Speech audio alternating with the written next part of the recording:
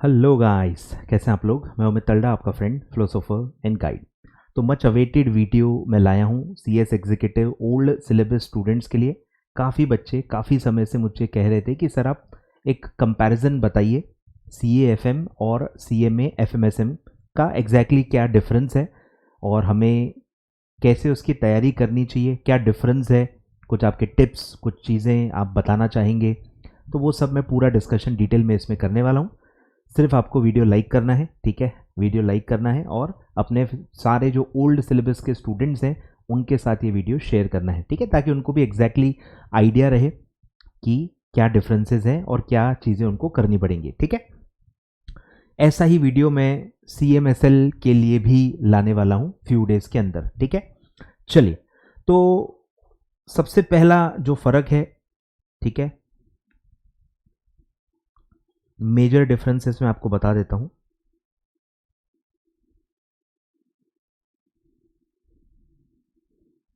कि ये 100% written paper है और ये 100% MCQ पेपर थे। इसी का सबसे बड़ा इम्पैक्ट है, ठीक है, क्योंकि प्रैक्टिकल्स लिखने की आपको आदत नहीं है। आपका टैक्स पेपर भी MCQ ही था। जो रिटन पेपर्स आपने लिखे हैं वो सारे लॉ पेपर्स हैं, उसमें सब थेरी आपको लिखनी होती थी, लीगल लैंग्वेज में आपको डील करना पड़ता था। यहाँ पे आपको पूरा न्यूमेरिकल सॉल्व करने हैं, लंबे लंबे क्वेश्चंस, पूरा टेबुलर फॉर्मेट में प्रेजेंट करना, वर्किंग नोट्स देना, नरेशंस लिखना, लेजर्स बनाना, ठीक है। बहुत चीज़ें यहाँ पे कॉम्प्लेक्स होंगी, चीज़ें सब आपकी देखी हुई होंगी, ऐसा लगेगा कि आपको आता है, पर जब आप एक्चुअली लिखने बैठोगे आपको कुछ भी समझेगा नहीं। यही सबसे बड़ा प्रॉब्लम होगा। यहाँ पे आपको सब लगेगा कि हाँ यार मेरे को देखा हुआ है, ये चीज़ मेरे को आती है, पर अगर आप कोई एक प्रैक्टिकल क्वेश्चन लेके बैठ के सॉल्व करोगे तो आपको अपनी लेवल पता चलेगी कि आप कहाँ पे स्टैंड करते हो। कोई भी एक क्वेश्चन लेना, जो भी चैप्टर आपको लगता है कि यार ये मेरे को आता है, उसका कोई एक प्रैक्टिकल क्वेश्चन सॉल्व करना, ठीक है। आपको जमता है कि नहीं जमता देख लेना, आपकी प्रेजेंटेशन कैसी है वो देख लेना, आपकी स्पीड कितनी है वो भी आप देख लेना।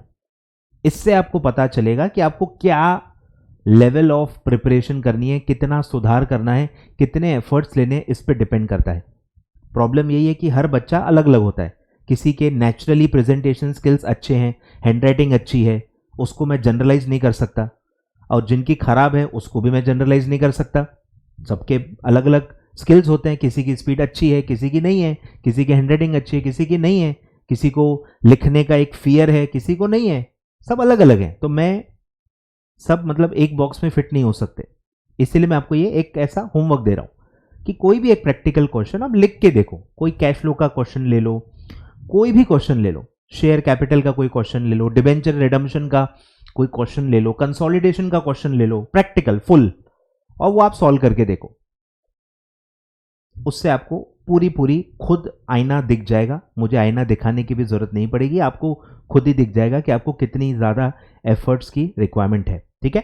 तो यही मेजर डिफरेंस है। दूसरा है जो इसका पेपर पैटर्न है। पेपर पैटर्न कैसा होता था कि पेपर पैटर्न से ही हम फोकस डिसाइड करते हैं कि क्या चीज़ों पे फोकस करना है, क्या चीज़ें लाइटली लेनी है, ठीक है। हमारा जो पढ़ने का तरीका होता है, जो चीज़ों पे हम स्ट्रेस देते हैं, वो वेटेज के हिसाब से ही हम सारी चीज़ें करते हैं। तो CMA FM में अगर आप देखोगे तो टिपिकली जो थेरी का वेटेज होता था वो आराम से 65 to 75% का वेटेज है। Predominantly it was a theory paper. Practical थे लेकिन 25-30, कभी 35 भी आते थे, कभी 20 भी आते थे, कम भी आए हैं, ज़्यादा भी आए हैं, पर आप एवरेज निकालोगे 25 से 30 का मैक्सिमम एवरेज निकलता है, उससे ज़्यादा प्रैक्टिकल्स नहीं आते हैं, ठीक है। तो predominantly it was a theory paper, मतलब आपका थेरी पे बहुत ज़्यादा कमांड है, थेरी आपको आती है, ये मैं एक्सेप्ट कर रहा हूँ, ये मैं एक्सेप्ट कर रहा हूँ। आपकी थेरी अच्छी है, आपको थेरी आती है, आपको कंसेप्ट आते हैं, लेकिन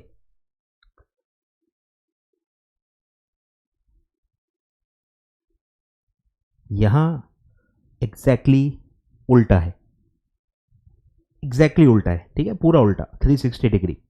यहां प्रैक्टिकल आपको आएंगे ऑलमोस्ट 70%, और थ्योरी आपको आएगी ऑलमोस्ट 30%। ये डिफरेंस है। 70% प्रैक्टिकल है। ये आप अभी इसके लिए प्रिपेयर्ड नहीं हो, आपने उस चीज पे कभी फोकस ही नहीं किया, आपकी कमांड ही नहीं है उस पर, और मैक्सिमम पेपर वही आने वाला है, तो उसको पास करना बहुत मुश्किल है। क्योंकि प्रैक्टिकल्स में कैसा है ना, समझना एक पार्ट है, टीचर का जो मैं बता रहा हूं, मेरा जो रोल है वो है समझाना। अब समझने के बाद भी पेपर में आपसे वो सॉल्व होगा नहीं होगा, आपकी प्रेजेंटेशन ठीक होगी नहीं होगी, आपकी स्पीड कितनी होगी, इसमें आपका भी रोल है। एमसीक्यू में थोड़ा अलग होता है। एमसीक्यू अगर आपको आता है तो वहां आप टिक करके आ ही जाते हो, बहुत कम प्रॉब्लम्स होती हैं, ठीक है, मतलब समझ रहे हो ना मैं क्या बोल रहा हूं। ठीक है, तो आप समझ रहे हैं मैं क्या बोल रहा हूं। तो प्रैक्टिकल में बहुत दिक्कत होती है, ठीक है, पढ़ाना और वहां पे जाके पूरा एग्जैक्टली वैसा लिखना और मार्क्स लेना, ये काफ़ी डिफिकल्ट टास्क है as compare to MCQ subjects, even as compare to theory written papers. उसमें भी आप लिख लोगे, यहाँ क्या है, नंबर्स हैं, सब एक्यूरेट होने चाहिए, फाइनल आंसर्स टैली होने चाहिए, तब जाके मार्क्स आपको मिलेंगे।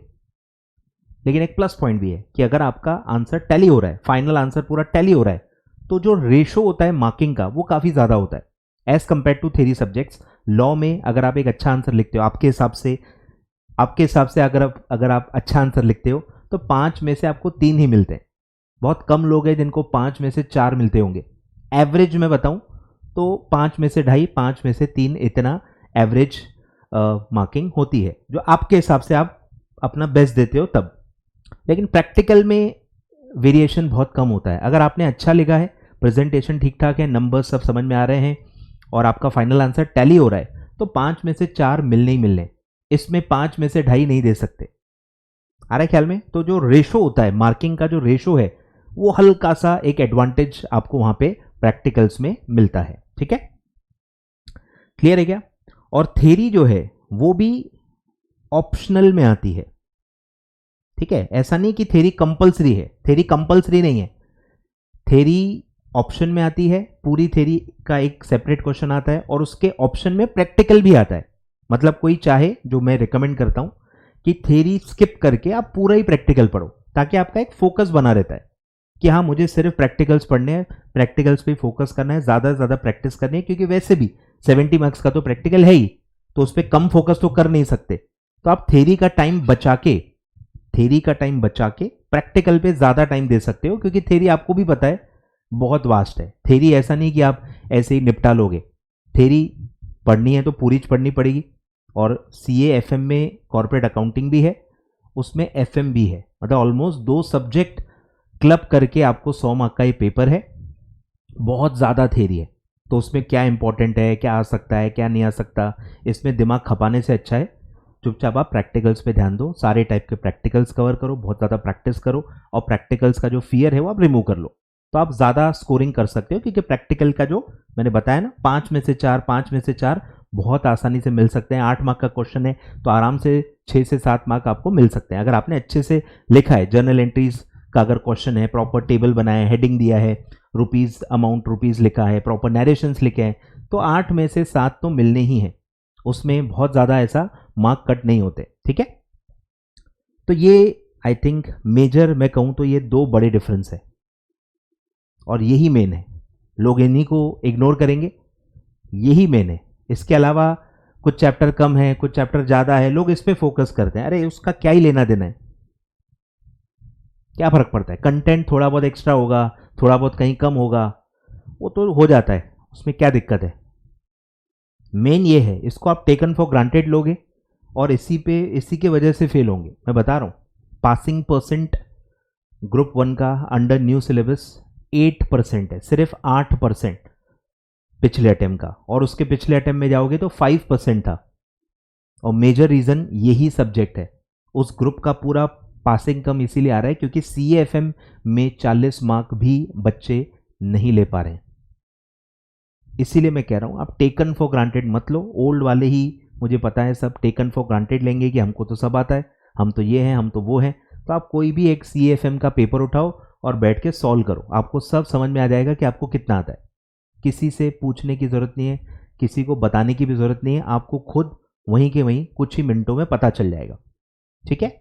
और सबका वो अलग अलग आएगा, किसी का अच्छा निकलेगा, किसी का मीडियम निकलेगा, किसी का बहुत ही वाहियात निकलेगा। जो भी होगा आपको अपना एक लेवल ऑफ प्रिपरेशन आपका अभी कितना है वो आपको पता चल जाएगा, ठीक है। बाकी थोड़े बहुत जो चैप्टर के डिफरेंसेस हैं वो मैं बता देता हूँ कि बेसिकली CAFM ये सब्जेक्ट कैसे, इसकी रेसिपी क्या है मैं आपको बता देता हूँ। रेसिपी इसकी ऐसी है कि हमारा जो CA सब्जेक्ट है और हमारा जो FM सब्जेक्ट है, तो पहले इन्होंने SM यहाँ से हटा दिया, ठीक है। रेसिपी में सबसे पहला क्या है, SM हटा दिया, SM प्रोफेशनल न्यू सिलेबस में डाल दिया है, SMCF सब्जेक्ट में, जो आप मैं ही पढ़ाता हूँ तो मेरे से आप पढ़ेंगे आगे। तो SM हटा दिया, तो ये हो गया 100 मार्क का, ये हो गया 60 मार्क का, ठीक है। तो 100 और 60 ये हो गया हमारी ग्रेवी, ठीक है। 160 मार्क्स की ग्रेवी है। अब इसमें से इन्होंने क्या किया है, कुछ चैप्टर्स को हटाया है, जैसे इन्होंने बजटिंग हटा दिया, कॉस्टिंग वाले कुछ चैप्टर्स हटा दिए, बजटिंग हटा दिया इन्होंने, पूरा वैल्यूएशन हटा दिया। फिर जो एक दो छोटे से चैप्टर्स थे, management reporting, cost audit, corporate financial reporting, ठीक है, ऐसे कुछ छोटे छोटे चैप्टर, मेजरली ये 2 बड़े चैप्टर्स हटा दिए हैं। बाकी मेरे ख्याल से ऑलमोस्ट सिलेबस में सब कुछ है, ठीक है। शेयर कैपिटल है, पूरा आपका जो बैलेंस शीट P&L पूरा जो होता है, कॉर्पोरेट अकाउंटिंग का जो इंट्रोडक्शन होता है वो पूरा है, डिबेंचर्स पूरा है, फिर आपका कंसोलिडेशन पूरा है, कैश फ्लो स्टेटमेंट पूरा है, अकाउंटिंग स्टैंडर्ड पूरा है, फिर आपका जो रेशियो एनालिसिस पूरा है, फिर आपका जो मार्जिनल कॉस्टिंग था, ठीक है, डिसीजन मेकिंग टूल्स, वो भी पूरा as it is marginal costing नाम से पूरा, ऑपरेशनल एस्पेक्ट्स नाम से पूरा एक चैप्टर है। तो बाकी ऑलमोस्ट पूरा उसमें कवर्ड है। FM में भी आप देखेंगे ऑलमोस्ट पूरा कवर्ड है, सिर्फ उसमें पोर्टफोलियो मैनेजमेंट नहीं है, एक चैप्टर हटा दिया है, पोर्टफोलियो मैनेजमेंट नहीं है। तो ये सारे चैप्टर्स नहीं है, ठीक है। अब एक आध चैप्टर आई थिंक नया ऐड भी हुआ है, ठीक है, वो मैं आपको दिखा देता हूं।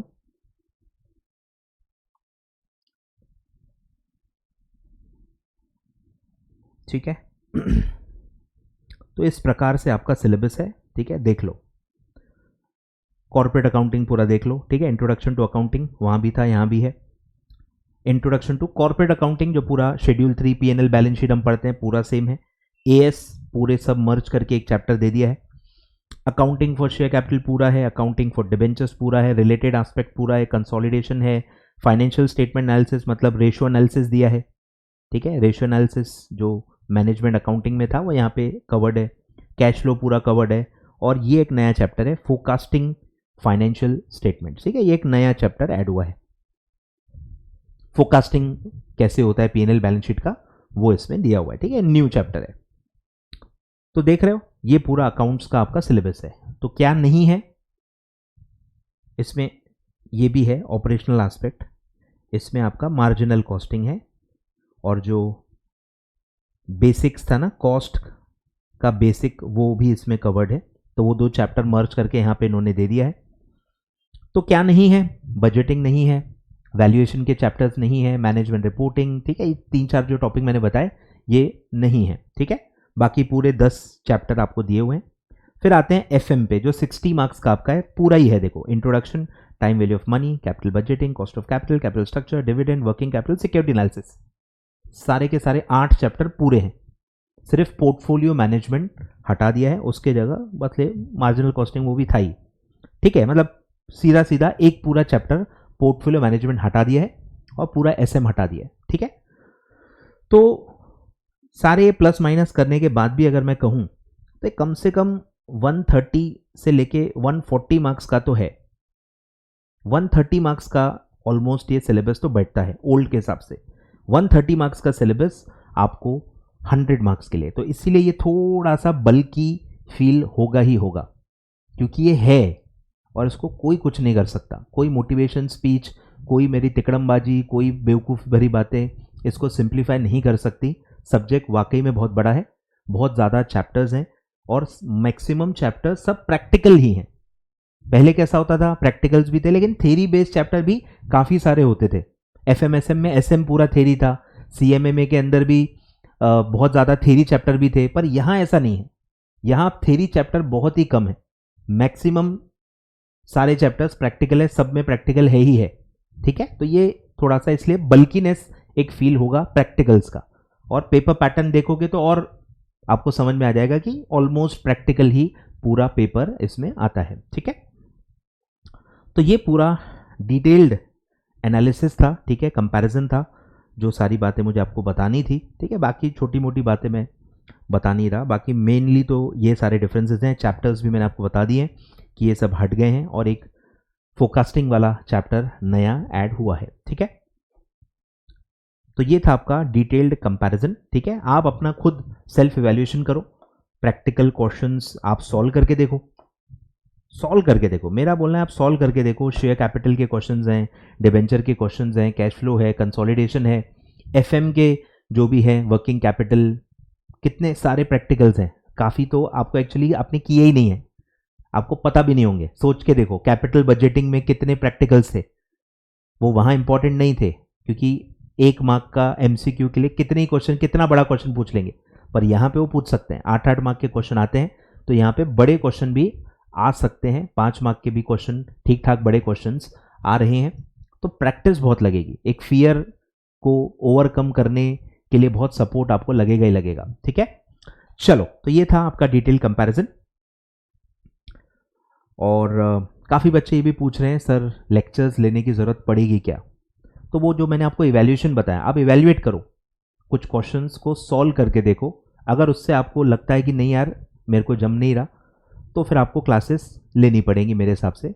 अगर आपका प्रैक्टिकल स्ट्रांग है, आपको ईजिली कैश फ्लो आपका ईजिली टैली हो जा रहा है, कंसोलिडेशन कोई सिंपल क्वेश्चन पूरा आप लिख पा रहे हो, प्रेजेंटेशन भी आपकी अच्छी है और आप कॉन्फिडेंट हो, तो भले आप लेक्चर्स मत लो।